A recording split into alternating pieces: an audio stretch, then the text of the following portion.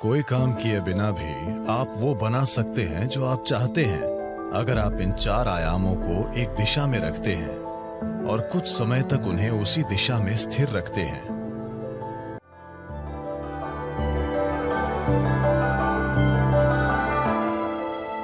इस धरती पर इंसान ने जो कुछ भी बनाया है वो मूल रूप से पहले हमारे मन में बना था।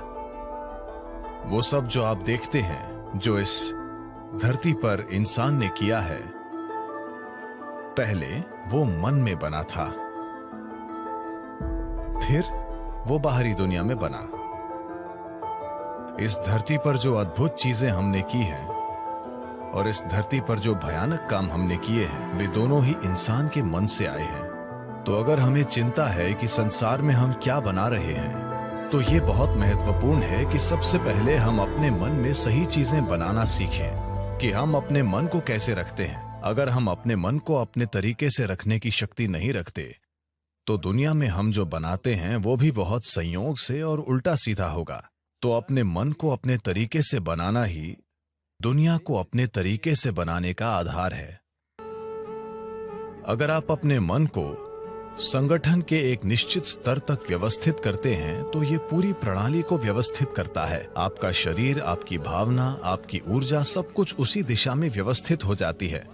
जब आपके ये चारों आयाम, आपका भौतिक शरीर, आपका मन, आपकी भावना और मौलिक जीवन ऊर्जाएं एक दिशा में व्यवस्थित हो जाती हैं, जब आप ऐसे हो जाते हैं, तो आप जो भी चाहते हैं वो वाकई छोटी उंगली उठाए बिना होता है। आपके काम करने से उसमें मदद मिलेगी, लेकिन कोई काम किए बिना भी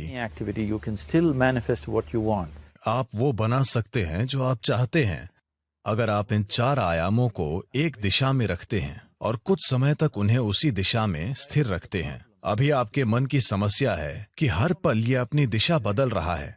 ये ऐसा है जैसे आप कहीं जाना चाहते हैं और हर 2 कदमों पर आप अपनी दिशा बदलते रहते हैं, तो आपका मंजिल तक पहुंचना बहुत मुश्किल है, जब तक कि यह संयोग से न हो। तो अपने मन को व्यवस्थित करना और उससे पूरे सिस्टम को और अपने इन 4 बुनियादी आयामों को एक दिशा में व्यवस्थित करना, अगर आप ऐसा करते हैं तो आप खुद कल्पवृक्ष हैं। Anything that you wish will happen. जो भी आप चाहते हैं वो होगा। पर अभी अगर आप अपने जीवन को देखें, तो वो सब जिसकी आपने अब तक इच्छा की है, अगर वो हो जाए तो आप खत्म। वे चीजें और लोग जो आपने चाहे, अगर वो सब आज आपके घर में हों, तो क्या आप जी पाएंगे? जब हम इस तरह समर्थ हो जाते हैं, तो ये बहुत महत्वपूर्ण है कि हमारी शारीरिक क्रिया, भावनात्मक क्रिया, मानसिक क्रिया और ऊर्जा क्रियाएं नियंत्रित और ठीक दिशा में हों। अगर ऐसा नहीं है तो हम विनाशकारी, आत्मविनाशकारी बन जाते हैं। अभी यही हमारी समस्या है। जिस तकनीक को हमारे जीवन को सुंदर और आसान बनाना चाहिए, वो सभी समस्याओं की जड़ बन गई है। हम अपने जीवन के आधार को नष्ट कर रहे हैं, जो कि धरती है। तो जो एक वरदान होना चाहिए था, हमने उसे एक श्राप बना दिया। पिछले 100 वर्षों में हमें आराम और सुविधा के जबरदस्त स्तर मिले हैं, जो हमारे जीवन के लिए खतरा भी बन गए हैं, सिर्फ इसलिए कि हम सचेत होकर काम नहीं कर रहे हैं। हम आदतों से मजबूर हैं। तो मन को व्यवस्थित करने का बुनियादी मतलब है चीजों को विवशता से करने के बजाय जागरूक होकर करना। आपने ऐसे लोगों के बारे में सुना होगा जो कुछ मांगते हैं और सभी उम्मीदों से परे वो उनके लिए सच हो जाता है। आमतौर पर ऐसा उनके साथ होता है जो श्रद्धा रखते हैं। मान लीजिए आप घर बनाना चाहते हैं।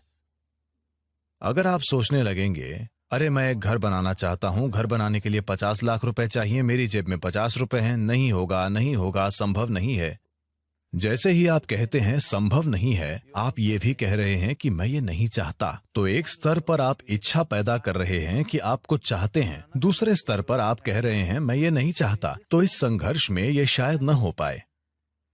कोई इंसान जो किसी भगवान या मंदिर में या जिसमें भी श्रद्धा रखता है, जो सरल मन वाला है। श्रद्धा सिर्फ उन लोगों के लिए काम करती है जो सरल मन वाले हैं। सोचने वाले लोग जो बहुत अधिक सोचते हैं, उनके लिए ये कभी काम नहीं करती। एक छोटे बच्चे जैसा इंसान जिसे अपने ईश्वर या अपने मंदिर में या जिसमें भी एक सरल श्रद्धा है, वो मंदिर में जाकर कहता है, शिव जी मुझे एक घर चाहिए, मुझे नहीं पता कैसे, पर आपको ये करना होगा। अब उसके मन में कोई उल्टे विचार नहीं है, क्या ऐसा होगा, क्या ऐसा नहीं होगा, क्या ये संभव है, क्या ये असंभव नहीं है। श्रद्धा के सरल काम द्वारा इन चीजों को पूरी तरह से हटा दिया जाता है। अब उसे श्रद्धा है कि शिव उसके लिए ये करेंगे और ऐसा होगा। तो क्या शिव खुद आकर आपका घर बनाएंगे? नहीं। मैं चाहता हूं कि आप समझें, ईश्वर आपके लिए छोटी उंगली भी नहीं उठाएंगे। जिसे आप ईश्वर कहते हैं वो सृष्टि का स्रोत है। एक निर्माता के रूप में उन्होंने जबरदस्त काम किया है, कोई प्रश्न नहीं है। आप इससे बेहतर सृष्टि सोच सकते हैं? अभी जो भी है उससे बेहतर सृष्टि की क्या कोई कल्पना कर सकता है? तो एक निर्माता के रूप में उन्होंने बेहतरीन काम किया है। पर अगर आप चाहते हैं कि जीवन आपके हिसाब से चले, क्योंकि अभी आपकी खुशी और आपकी खुशहाली की बुनियाद ये है, अगर आप दुखी हैं तो सिर्फ और सिर्फ इसलिए आप दुखी हैं कि जीवन वैसे नहीं चल रहा जैसे आप चाहते हैं। बस यही बात है। तो अगर जीवन आपके हिसाब से नहीं चलता तो आप दुखी होते हैं। अगर जीवन आपके हिसाब से चलता है तो आप खुश होते हैं। ये इतना सरल है। तो अगर जीवन को आपके हिसाब से चलना चाहिए तो सबसे पहले आप कैसे सोचते हैं, आपकी सोच में कितना फोकस है, आपके विचार में कितनी स्थिरता है और विचार प्रक्रिया में कितनी ऊर्जा है, इससे तय होगा कि क्या आपका विचार एक सच्चाई बनेगा या सिर्फ एक विचार रहेगा। ये इससे भी तय होगा कि आप उल्टे विचार बनाकर उस विचार के लिए रुकावट नहीं पैदा करते।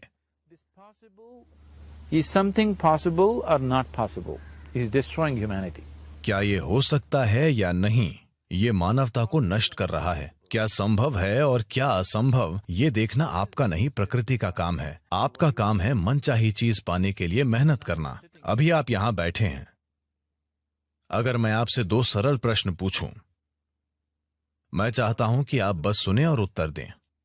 आप जहां बैठे हैं क्या वहां से उड़ सकते हैं? आप कहेंगे नहीं। क्या आप यहां से उठकर चल सकते हैं? आप कहेंगे हां। इसका आधार क्या है कि आप उड़ने के लिए नहीं और चलने के लिए हां कहते हैं? आधार है जीवन का अनुभव। कई बार आप उठकर चले हैं, कभी उड़ान नहीं भरी। या दूसरे शब्दों में, आप जीवन के पिछले अनुभव को आधार बनाकर यह तय कर रहे हैं कि कुछ संभव है या नहीं। या दूसरे शब्दों में, आपने तय किया है कि अब तक जो नहीं हुआ वो भविष्य में आपके जीवन में नहीं हो सकता है। ये मानवता और मानवीय भावना का अपमान है। इस धरती पर जो अब तक नहीं हुआ वो कल हो सकता है। इंसान इसे कल एक सच्चाई बना सकते हैं। तो क्या संभव है और क्या असंभव, ये देखना आपका काम नहीं है। ये प्रकृति का काम है। प्रकृति तय करेगी। आप बस देखिए कि आप वाकई क्या चाहते हैं और उसके लिए मेहनत कीजिए। और अगर आपका विचार एक शक्तिशाली तरीके से तैयार होता है, बिना किसी उल्टे विचारों के, कोई ऐसे उल्टे विचार न हो जिनसे विचार प्रक्रिया की तीव्रता कम हो जाए। सबसे पहली और महत्वपूर्ण बात यह है कि आपको स्पष्ट पता होना चाहिए कि आप वाकई क्या चाहते हैं। अगर आप नहीं जानते कि आप क्या चाहते हैं तो उसे बनाने का सवाल ही नहीं उठता। अगर आप ये देखें कि आप वाकई क्या चाहते हैं तो हर इंसान यही चाहता है। वो खुशी से जीना चाहता है, वो शांति से जीना चाहता है। In terms of its relationships, वो चाहता है कि उसके रिश्ते प्यार भरे हों। या दूसरे शब्दों में कहें तो कोई भी इंसान यही चाहता है कि वो अपने भीतर सुखी हो और उसके चारों ओर सुख हो। ये सुख अगर हमारे शरीर में होता है तो हम इसे सेहत या सुख कहते हैं। अगर ये हमारे मन में होता है तो हम इसे शांति और खुशी कहते हैं। अगर ये हमारी भावना में होता है तो हम प्यार और करुणा कहते हैं। अगर ये हमारी ऊर्जा में होता है तो हम इसे आनंद और परमानंद कहते हैं। यही एक इंसान की तलाश है। चाहे वो काम करने अपने ऑफिस जा रहा है, वो पैसा कमाना चाहता है, करियर बनाना चाहता है, परिवार बनाए, वो बार में बैठे या मंदिर में बैठे। वो तब भी उसी चीज की तलाश में है, भीतर सुख, चारों ओर सुख। अगर यही हम चाहते हैं तो मुझे लगता है इसे सीधे संबोधित करने और इसे बनाने के लिए खुद को प्रतिबद्ध करने का यही समय है। तो आप खुद को एक शांतिपूर्ण इंसान, आनंदमय इंसान, प्रेम करने वाला इंसान, सभी स्तरों पर एक सुखद इंसान बनाना चाहते हैं। और क्या आप इस तरह की दुनिया भी नहीं चाहते? एक शांतिपूर्ण दुनिया, एक प्रेमपूर्ण दुनिया, एक आनंदमय दुनिया। नहीं नहीं, मुझे हरियाली चाहिए, मुझे भोजन चाहिए। आनंदित दुनिया से हमारा मतलब है कि हम जो भी चाहते थे वो हो गया। आप इसी की तलाश कर रहे हैं, तो आपको यही करने की जरूरत है कि अपने और अपने आसपास के लोगों के लिए एक शांतिपूर्ण, आनंदमय और प्रेमपूर्ण दुनिया बनाने के लिए प्रतिबद्ध हो जाएं। हर दिन सुबह अगर आप दिन की शुरुआत अपने मन में इस सरल सोच के साथ करें कि आज मैं जहां भी जाऊंगा एक शांतिपूर्ण, प्रेमपूर्ण और आनंदमय दुनिया बनाऊंगा। अगर आप दिन में 100 बार गिरते हैं तो क्या फर्क पड़ता है? एक प्रतिबद्ध आदमी के लिए विफलता जैसा कुछ नहीं होता। अगर वो 100 बार गिरता है तो 100 सबक सीखने को मिलते हैं। अगर आप खुद को कुछ वाकई अच्छा बनाने के लिए प्रतिबद्ध करते हैं तो आपका मन व्यवस्थित हो जाता है। जब आपका मन व्यवस्थित हो जाता है तो आपकी भावना व्यवस्थित हो जाएगी। भावना का संबंध विचार से है। जब आपका विचार और भावना संगठित हो जाती हैं, तो आपकी ऊर्जाएं उसी दिशा में व्यवस्थित हो जाएंगी। जब आपके विचार, भावना और ऊर्जा व्यवस्थित हो जाएंगे, तो आपका शरीर व्यवस्थित हो जाएगा। जब ये चारों एक दिशा में व्यवस्थित हो जाते हैं, तो आप में मनचाही चीज बनाने और प्रकट करने की जबरदस्त क्षमता होगी। आप कई मायनों में ईश्वर होंगे। जो सृष्टि का स्रोत है वो आपके जीवन के हर पल में आपके अंदर काम कर रहा है। बात सिर्फ ये है, क्या आपने उस आयाम तक पहुंच बनाई है या नहीं? अपने जीवन के 4 मूल तत्वों को व्यवस्थित करके आपको वो पहुंच मिलेगी। ऐसा करने के लिए साधन और तकनीकें हैं। योग का पूरा विज्ञान, पूरी तकनीक जिसे हम योग कहते हैं, वो बस यही है, खुद को सृष्टि के एक टुकड़े से सृष्टा बनाना।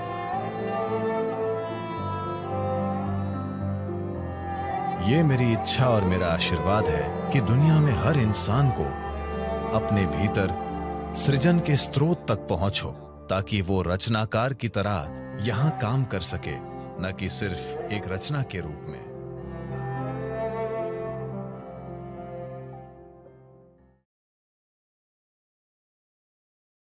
दोस्तों, अभी तक सदगुरु ने जरूरत पड़ने पर हमें सही रास्ता दिखाया है, हमारा माइंड क्लियर करने में हमारी मदद भी की है। लेकिन अब समय आ गया है जब हमें सदगुरु के लिए कुछ करना है।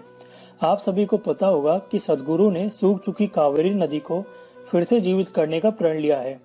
इसके लिए इसके आसपास किसानों द्वारा सदगुरु और ईशा फाउंडेशन की मदद से 242 करोड़ पेड़ लगाने की योजना बनाई गई है। दोस्तों, 242 करोड़ पेड़ लगाना बहुत बड़ा टारगेट है और ये तभी जल्द से जल्द पूरा किया जा सकता है जब हम इसमें सदगुरु जी की मदद करें। इसके लिए हमें ज्यादा कुछ नहीं करना, बस कमेंट या डिस्क्रिप्शन में दी गई लिंक पर क्लिक करना है और एक पेड़ के लिए मात्र 42 रुपए डोनेट करने हैं। आप चाहें तो एक से ज्यादा पेड़ के लिए भी डोनेशन दे सकते हैं। डोनेशन देने के बाद आपको सदगुरु की तरफ से इसका एक सर्टिफिकेट भी आपको सेंड किया जाएगा, जैसा कि एक मुझे भी मिला है जो आप यहाँ देख सकते हैं। तो दोस्तों, मेरी आपसे यही रिक्वेस्ट है, आप जितने ज्यादा पेड़ लगवा सकते हैं आप जरूर लगवाएं। एक पेड़ के लिए आपको मात्र 42 रुपए डोनेट करने होंगे, जो कि शायद आपकी एक दिन की पॉकेट मनी से भी बहुत कम है। दोस्तों, अगर आपका अपना कोई प्रश्न हो तो आप दिखाए गए सोशल मीडिया अकाउंट्स को फॉलो करके अपने प्रश्न हम तक भेज सकते हैं। हमारी कोशिश रहेगी आपके सवालों का जवाब जल्द से जल्द देने की, या फिर हम हमारी आगे आने वाली वीडियोज में भी आपके सवालों को शामिल कर सकते हैं। अगर आपको यह वीडियो पसंद आई है तो इस वीडियो को लाइक करें और ज्यादा से ज्यादा लोगों में जरूर शेयर करें, जिससे प्रत्येक व्यक्ति इस वीडियो का लाभ उठा सके। अगर आप आगे ऐसी और भी वीडियो देखना चाहते हैं तो इस चैनल को सब्सक्राइब करना ना भूलें। धन्यवाद। स्वस्थ रहें, खुश रहें।